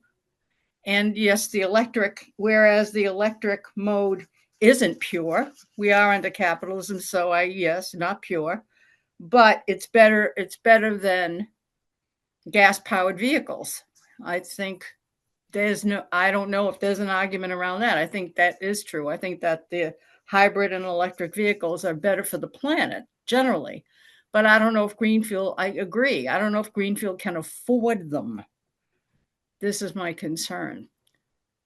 If there comes a time when we can afford this is a good thing, but I'm just hesitant at this point around this question, and maybe Rachel can guide me, please. Probably not. Oh, I was hoping. But a couple of things. I wouldn't assume that gas-powered vehicles are less expensive than electric. Right. Just to say that, because they aren't always, and hopefully we would be able to get ones that are comparable in price. A place I think maybe addresses what you're raising, Councillor Williams, but is still vague, is the first line actually saying this ordinance is electric first, meaning that electric vehicles shall be prioritized when the city of Greenfield, et cetera. Shall be prioritized is doing a lot of work there. Like shall be prioritized, like we'll try, but if we can't get one, then we'll buy a gas one, question mark, or like shall be prioritized, like you have to buy an electric vehicle if at all possible. Like I think that there needs to be more clarity around that sentence and the issue that Patty's raising.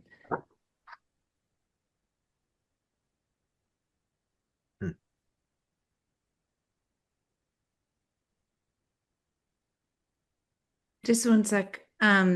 Where I'm on the edited version. Where is the shell? And I'm trying to find You priority. can't look at the edited version. You're gonna mess yourself up. Yeah. Oh, shall you be have to look at the prioritized. original, Should yeah. be prioritized. I'm just gonna Right. say what does prioritized actually mean? this mean? Yeah. For Gordon. Also Okay. in the vehicle recycling thing, just another point of clarity, because I also don't understand that sentence, but the vehicles shall be replaced when they're no longer operable.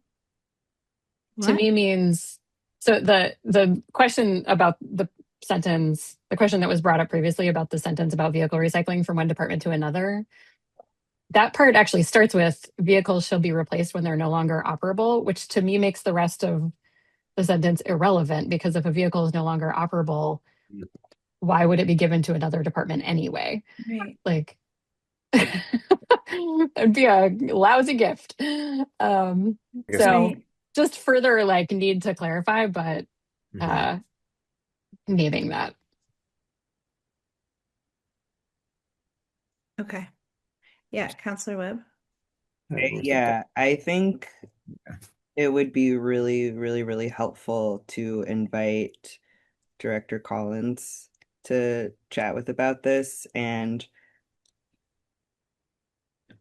CCing both Laura or Counselor Wondolowski and Director Collins in the emails that we have questions about. Because it would be great to understand Carol's process on like, or if Carol has insight on like just like what's most important in vehicle, like searching for vehicles and whatnot, and how she can enforce it.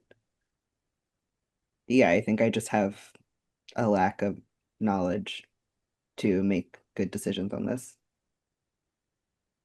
that I feel like Director Collins could answer.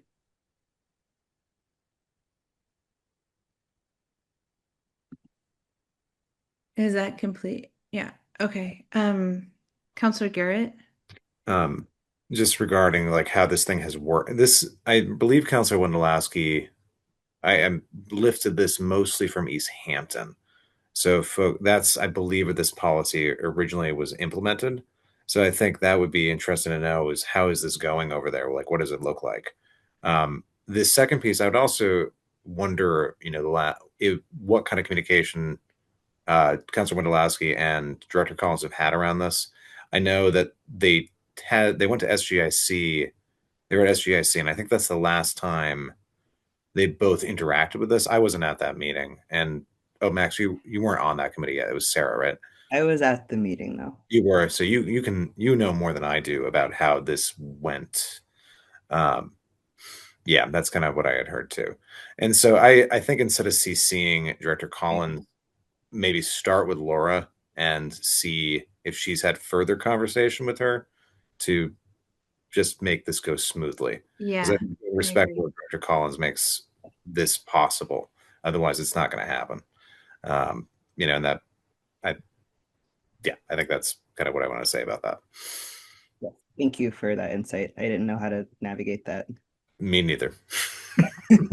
And that was my attempt. So It was better than me. I'm really glad you're actually at that meeting. So you have, yeah. Yeah, Yeah. thank you for being Full there. context, yeah. I'll just name my questions. A lot of them were already named by other folks. The exempt vehicles piece, there was a piece down below about fire and examples of exempt vehicles. You, Councilor Garrett, said police, fire, DPW. That it's not listed like that, I think but it's in it the, sounds like that's an understanding. Like, and then there's exempt off-road motorcycles and heavy duty vehicles. I think that the exempt piece needs to be rewritten to be clear about what actually is exempt and what is not exempt. Do folks feel like you have clarity on that? I think that's clear. You in the do? it's in the definitions under And it is, but then it's defined differently lower down in the ordinance. uh At the top, it says including some public works vehicles. Like some is not different. That's not like definition language, and then including these things. But then down below it says fire engines and ambulances, which are under the fire department. So it's defined differently later in the ordinance.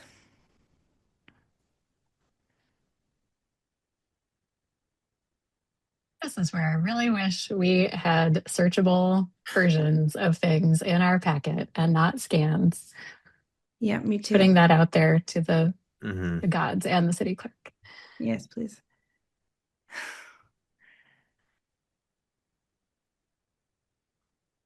I have what I do is I copy and paste it into a document that I then write questions onto, but that does not make it possible for me to refer my version to your version. So I'm looking up so I can point you to it where I see that. Well, but it's not searchable, so I don't know where I saw it. That's the problem. I Yeah, cannot find the word Department of Public Works anywhere in here, and I believe you that it's there. Yeah. right. It's Under not. definitions, 5. That's what I found. I saw the 5. Some public works vehicles. Thank you. but it's But but that's not public works vehicles. Fire engines and ambulances. it's about the weight of the vehicle, not what they do. I think that's what's being implied, but not clear. Okay. Well, and what this suggests to me is that the green communities law, rule, whatever it is, as a list of exempt vehicles that, like, it's not that we're deciding which ones are exempt, but I'm not sure this is true, but reading this, that's what it seems to me. So that there's an ordinance. What is the if this is I don't know taken that from ordinance is the we right don't word. have that though. Is this because it's No. taken from East Hampton and referring to East Hampton's Green Communities Fuel Efficient Vehicle or like what is that referring to? We don't have something like that. And there's not state ordinances. We are a green community, and so we do have a fuel efficient vehicle ordinance. We have an ordinance though, Yeah, I believe so. but it That doesn't was- live with the ordinances. I think it's an ordinance, but it's a like list of criteria that we need to meet. maybe it's a policy on the So the question is how we like make that into right. potentially an ordinance that actually, is enforceable. Okay, the Massachusetts Green Communities Fuel Efficient Vehicle Ordinance, I guess there's statewide ordinances, requires municipalities to adopt a policy purchasing only fuel efficient vehicles for municipal and school use whenever practical. Presumably, the city executive adopted a policy, and the council never passed it. So it's essentially an executive department. Okay, so I think this part needs to be clearer, I think. Or I do am I kind the of only feel like one? sorry. Yeah. I feel like we're kind of getting to a point where I'm not, for me personally, I'm not sure it feels useful to Okay. continue down this road without the author of this ordinance here, and Okay. ideally Director Collins, because there are a lot of questions that I think could probably be answered efficiently if we can have them at a meeting. And right now we're just sort of going to wonder about a lot of things. That Yeah. sounds good. I don't think speculation helps. Okay, that's fair. I won't, I wrote notes about my other questions, so I'll share those with Counselor Wondolowski and request that she comes to the next meeting so we can maybe watches this part of the meeting. Maybe that would be good to hear everybody's questions or read the email or read my notes, whatever she does, something to be able to respond. Okay. I can also, Anything else? Yeah. I'll let her know how this goes. I'll call her. So Okay. I'm happy to do that. Okay, you'll call her. I was thinking about doing that, but if you're willing to do that as the vice president, I would be very grateful. That would we don't It's just to be friendly, Yeah, also, exactly. so, like it Yeah. feels. So I apologize for not having more answers, but I don't have them. So Okay. That's fair. No, totally No, fair. and really glad this is coming forward. Yeah. No, I Yeah. think it's great, but there's definitely pieces that need to happen. But, Okay. all right. On that note, I think I'm going to say goodnight to Alia and good luck in the rest of the meeting. Thanks so much. Thanks, John. And thank you. Appreciate it. Here. Thank Yeah. you for joining us. Yep, it was a pleasure. Have a good night, guys. Good night. All right, friends. So we are almost there. Famous last words. She said it. Listen, I'm sitting here looking at Giorgio's pizza, like, oh my God. Oh, are you hungry? I am hungry. I haven't been home all day. We're almost there, she says. So let's talk about the next weighty thing, because then I'm going to propose that we actually table the other two things. So really the only thing that we need to talk about is, in my opinion, because I want to propose that we table, is the piece from Counselor Williams. Oh, goody. Thank you for your patience. Sure. Yeah, take it away. All righty. So at our last meeting, I gave people an example of an ordinance, some language for an ordinance. Upon seeing this, my friend, Al Norman, gave me different language, which actually was better than the language I had. And so I went back and forth with Tammy and asked her to extend the language that he submitted forward. Now, what was given to you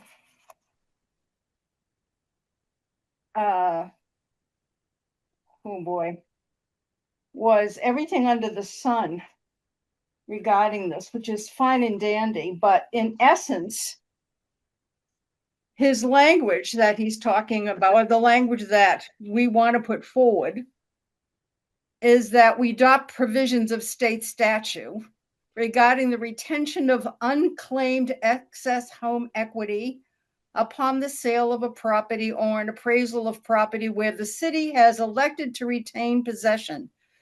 So in other words, when the city takes a property under tax title, that when that happens and the property is sold, what happens is the owners of that property get the equity that the property is what the property sells for minus what is owed to the city for taxes. That is the equity. In the event that equity is not claimed, there is no claimant for that equity, it is considered excess equity by state law. And according to state law, after a lengthy process, which is laid out in the documentation that you received, bless Tammy for doing all that, the process goes on for approximately a year and a half, about 18 months. In the 19th month, the city can then claim that excess property, that excess equity, the amount of that excess equity. It is money. And what this ordinance says is that in the event this happens, and it's probably going to happen once in a blue moon, because people will be claiming that excess equity, whether it's the present owners or their heirs. In the event that there is excess equity claimed by the city and there's no claimant coming forward for a period of 18 months, in the 19th month, that city can claim that as their own and can be used for whatever purposes they deem necessary according to state law. And what we're saying in this ordinance is that those funds will be equally divided. 50% will go to the elderly and disabled tax fund, and 50% will go to an account that would pay for the maintenance and care of property owned by the city. As of today, there is no such fund under our treasury. So there is no pocket of money anywhere that allows the city to, funds the maintenance and care of property possessed by the city. So that's in essence what the ordinance does. And that's what it is. It's not all that complicated, although the state law does go through, and I encourage you to read it. It is not, again, complicated. There is a series of rules and regulations in terms of what the city must do in various attempts at different times to try to find owners or heirs of property in order for them to claim the equity left over.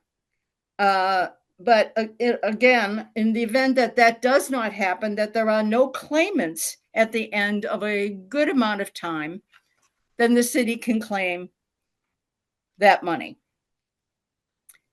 And what we're saying is what happens with that money, because they can just put it into the general fund. And what this ordinance is saying is that no, it does not go into the general fund. It goes into the elderly and disabled tax fund and to an account to deal with the maintenance of property owned by the city. So that's in essence it. And I'm the chair now. I have been part of the Elderly and Disabled Tax Fund Committee from the beginning. And I'm now presently the chair of that committee, just because I needed something to do on the fourth Thursday of the month. So I'm very happy to answer any and all questions regarding this ordinance or the committee, etc. I'm going to have to go first. So I think, and then I'll put you in stack, Councilor Gordon. Sorry, I couldn't see because I was looking at the document. I think that you have, based on the last two meetings, I think that we get the purpose, and it's a really good purpose, and appreciate you working on it. I'm a little bit confused about where this lives, because I see a motion, and I see so like I'm wondering where it lives in the code, because I'm on page 39. I had seen that initially you put forward an ordinance, but now it's a motion that says we adopt two provisions of MGL, and that unclaimed equity returning to the city be deposited, but there's no accompanying ordinance. And I wonder, so there's a couple of pictures, like basically where does this live? Where does it state in our charter or our code that we adopt MGL? And two, where is the ordinance saying this? Because the motion itself doesn't have an accompanying ordinance yet. Okay. So can I answer that? Please, yes. Okay. So Al Norman wrote this. Mm-hmm. Unfortunately, he wrote it as a motion because his request was draft language to give to the city attorney to review in order for the council to vote on it. So I don't know how he was thinking about this, but this should not be a motion. Well, there's always a motion to pass an ordinance, and it seems like there should be a motion to pass an ordinance that says what you had said and adopts this part of MGL. Okay.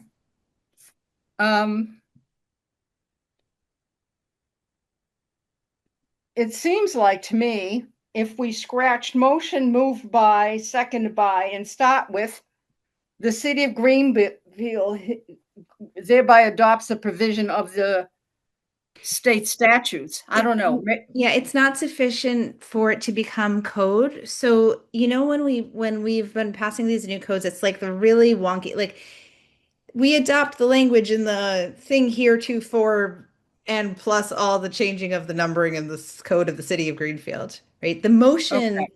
The motion is to pass or amend an ordinance. Like what we actually move doesn't have the language of the ordinance. Those are separate things. Okay. So what the language that he's using is not the language that we currently use to pass a thing. He's right that we should be doing the things that he's saying in the motion, but that's not how that's not where they belong or how they live legally. Am I making sense to folks? To me, yeah. To you? Okay. Counselor Williams, am I making sense to you? A little.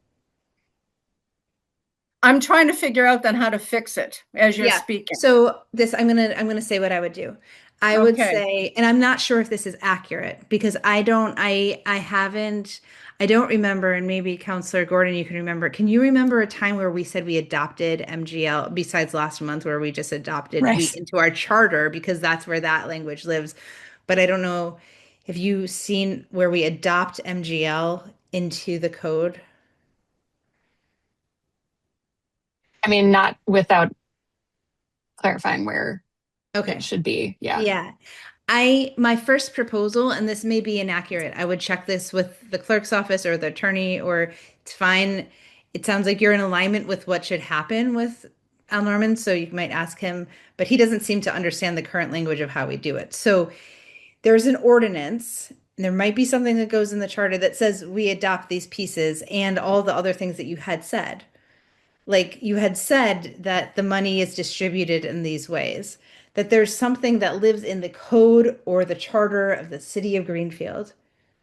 And then the clerk's office like drafts the official motion that's just like wonky language that says we hereby adopt this thing. We move to adopt the ordinance, which may be how we adopt the code, or there might be another way that we adopt the code.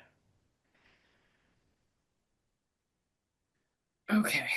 Because without that, there's no rule. It wouldn't say anywhere in our code where the money has to go. Yeah, this wouldn't become law. It's like we're doing a thing, but it doesn't live anywhere.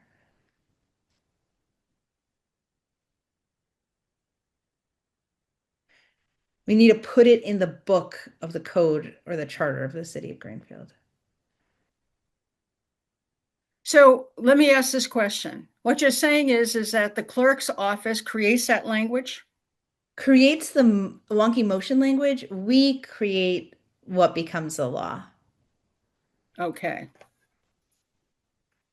And what you're saying is that we don't have laws that talk about adopting chapters of Mass General Law? We That's the do. problem? That's not the problem. I don't know how that happens. I don't know offhand how that happens. What I do know is that somewhere it needs to say that we adopt those things somewhere.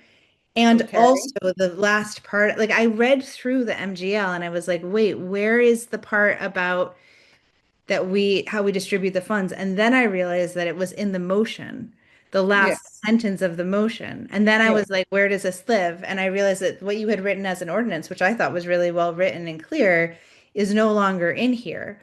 So I'm imagining that you pass the ordinance and the ordinance states that we adopt those two parts of MGL. I could be wrong though, and we could adopt MGL in a different way that I'm not currently aware of, and I think the clerk's office could probably answer that. Okay. So in order for us to discuss this here, I mean, my understanding was from our last meeting that folks were pretty aligned with the Yeah, concept. you don't need, That's not the problem. not at all. I wasn't at the last meeting. I have Okay. maybe slightly different thoughts. Okay, you were at the meeting before that though, in which Counselor Williams talked about it too and didn't have questions, but go ahead. Yeah. Because we've talked about it now a couple of times. Yeah, and I apologize. I haven't gone back and watched the video of the last meeting. I mean, I overall totally support, the city being able to make use of this money and a lot of it going into the elderly and disabled taxation fund.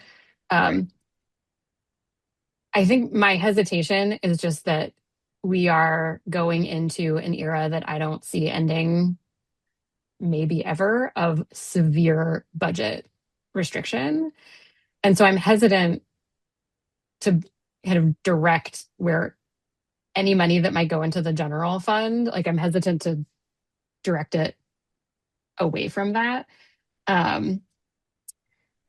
Because like I can imagine a world in which I think the elderly and disabled taxation fund, that part I would absolutely keep.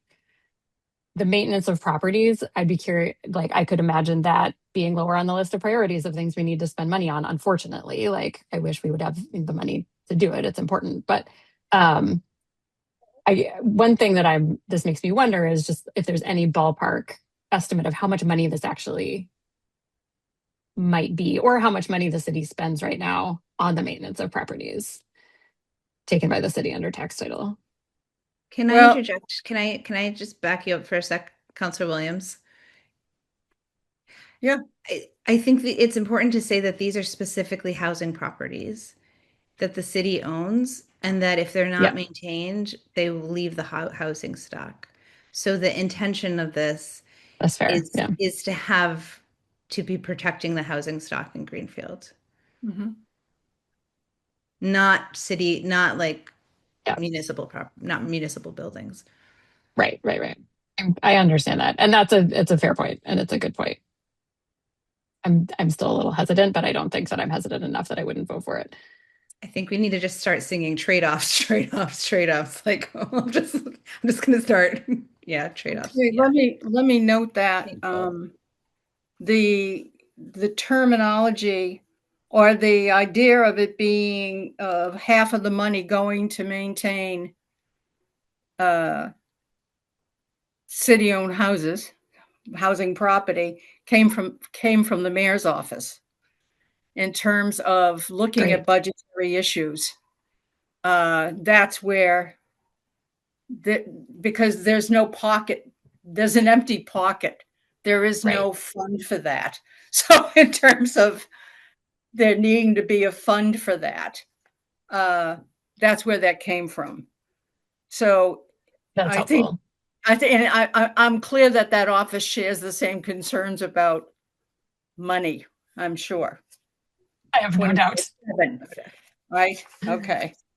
So thank you. Okay, I need a little guidance here because I'm very exhausted and trying to keep up. So I need you to say to me what to do. Can someone else, because sometimes I know, like, clearly you could see me, I struggle with auditory processing. So I'm not, and it can be so annoying when somebody says something and then they say it the exact same way. Can someone else try to explain it? Like, Counselor Gordon, do you know what I'm trying to say about the motion and the ordinance? Or does anyone else understand what I'm trying to say? I understand what you're trying to say. I don't know that it's worth trying to clarify here. I think that probably the right next step is for you, Counselor Williams, to talk to the clerk. Okay. About where this should live in the code. Thank you. Got it. Yeah. Good. I can do that. I'm just passing that baton. That's fine. can do that. They will explain it better than any of us would ever be able to. I'm just about fixing it. I just want to fix it and move it We along. appreciate you. Okay. Okay. Thank you. And I think next time you bring it, like you could just be like, this is the thing. No need to try to win us. I mean, we might not all be on the same page, but I think you've done a really great job of sharing the purpose of it. Okay. Thank you. Yeah. Love clarity though. Got to always explain it. You will have, hopefully this comes to the council floor and then we can pass it and you can explain it. And yeah. Okay. And we get to ask questions too. Okay. I am going to move that we table the other pieces. There's some additions that folks are thinking about for the rules of procedure, and we're thinking about putting forward those all at the same time, which might take a few months. And also, Councilor Brown is thinking about some amendments to the Parks and Recreation Facilities Ordinance. And so before we pass that out, I want to take that were based on your questions, Councilor Webb, at the last time around unhoused folks. So I would say let's table those and discuss them when we're ready. Does that sound okay to folks? Yeah. Okay. Well, that was We easy. don't have to vote to table discussion items, right? No, we don't. I don't think so. Yeah. No. Right. Yep. Hurrah. We get to make those motions if we want to, if we're ready to move something out of there, but we don't have to. Right. No. Cool. Basically, what I mean by table those things is let's not talk about them today because we'll have more to talk about the next time. End of discussion. Do you agree? Okay. Yes. Good. All right. All right. Is there anything that we haven't talked about that's on our agenda that we need to talk about more? No. Counselor Bulldog needs food. Yes. Okay. Thank you for. What is Counselor Gordon's dog? So does Nyla. Okay. All right. So given all that, I'm looking here. The next appointments and ordinances meeting will be. That's strange. I'm just flagging this that it's the day after committee chairs. I guess It's because the first is a Wednesday. Yeah. So the second Tuesday is the 8th. Yeah. I guess that is fine. It's just like in committee chairs, we form the agenda. So I don't know how they turn around the agenda. So for us all to see what's on the agenda that quickly, but I guess it sometimes happens. So the next, the next meeting, and I will, yeah. Okay. The next meeting of the Appointments and Ordinances Committee is on April 8th at the City Hall meeting room and on Zoom hybrid. Can I have a motion to adjourn? So moved. Second. All right. We're in a different order than we were. So I'm just going to go. It won't be in the order. It won't be in the order that's on your paper. Counselor Williams? Yes. Counselor Gordon? Yes. Counselor Webb? Yes. Counselor Bulldog? Yes. Counselor Golub? Yes. Right. Merry night to you all. May you sleep well and eat well. Thank you. Get home safe, Sarah. Bye. Bye. Yes. Bye, Good everyone. night.